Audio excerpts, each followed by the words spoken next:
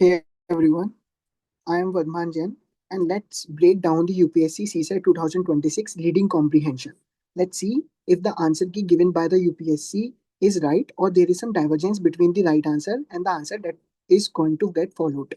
This is set D and we are here solving the passage this one and we are going to solve the question number 43 right now. The process by which countries close their labor productivity gap with the technology leader is based on convergence theory. So helping the country convergence theory helping the country to close their labor productivity gap. ये रही convergence theory, ये help कर रही है countries को अपने labour productivity gap को fill करने के लिए. ठीक है, नेक्स्ट लाइन पढ़ते हैं. The convergence model divide economic eras into three phases. Economic eras को तीन फेज में डिवाइड करा गया है. The breakdown phase, the catch up phase and the fine tuning phase. Okay, ये हमारे तीन फेज हो गए. It also divides economic entities in two categories, the technology leaders and technology followers. ये इकोनॉमिक एरा डिवाइड है. और एक और चीज बोल रहा है कि इकोनॉमिक एंटिटीज भी होती हैं. इकोनॉमिक एरा अलग होता है और इकोनॉमिक एंटिटीज अलग होती हैं. Economic entities only two types की, एक तो टेक्नोलॉजी लीडर्स और दूसरा फॉलोअर्स. इतना हमें समझ में आया और इतने का हमने अभी तक diagrammatical representation कर लिया.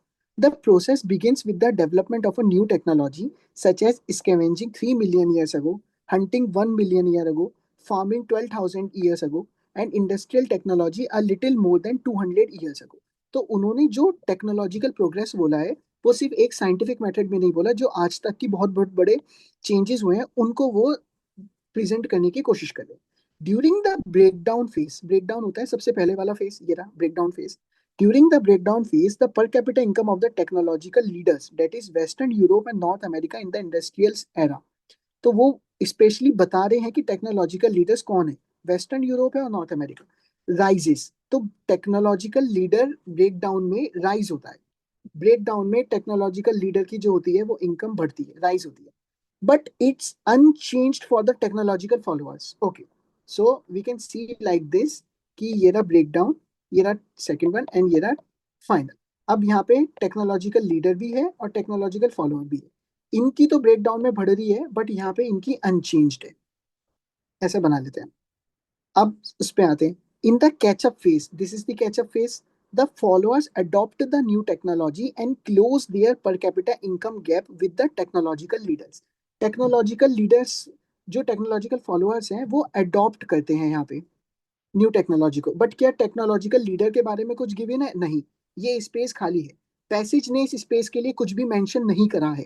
Third, in the fine tuning phase where participants try to extract the remaining benefits from an increasingly exhausted technology, leaders and followers have similar per capita income. इन्होंने स्पेसिफिकली क्या बोला है? Leaders and followers. तो दोनों की यहाँ पे similar है, इनकी भी सिमिलर और इनकी भी सिमिलर, जो भी कर लें. ठीक है, अब हम क्वेश्चन का कंक्लूजन पढ़ते हैं. First, in the break away phase economic progress is slow for the technological followers.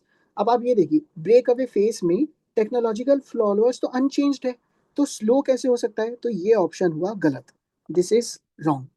Let's study second one. In the catch-up phase, leaders stagnate and followers therefore close the gap between them and the leaders. In the catch-up phase, leaders stagnate. ये तो position खाली है.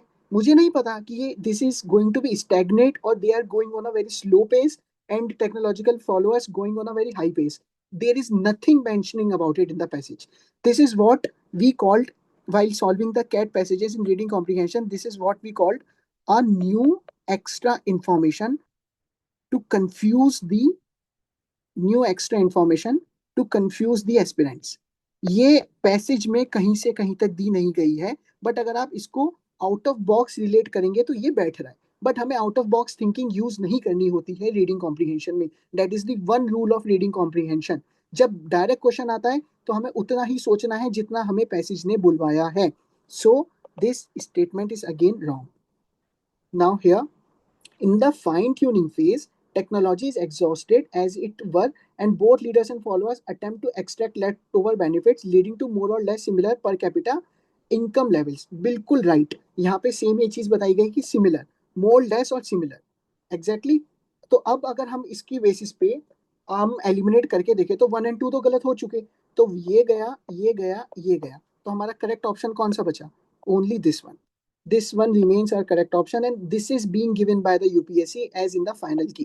So, if you see any video, they are saying they are making a hope to the aspirants that yes, you people have done right and UPSC answer key is wrong. So, don't get in that loop. If you have checked your score, then accept it and move on. Okay, this is the right answer. Reading comprehension is a very subjective thing. Reading comprehension starts if you going to look in the cat scenario. Reading comprehension इतना complicated आता है और उसके answers ये लोग, ये organisation ही decide करती है. आप उसमें कितना ही दिमाग लगा लो, कितना ही कर लो, दे डोंट चेंज, बिकॉज वो एक सब्जेक्टिव थिंकिंग से बनाया जाता है और सब्जेक्टिव थिंकिंग से ही सोचा जाता है. So this is the right answer of this question. Thank you.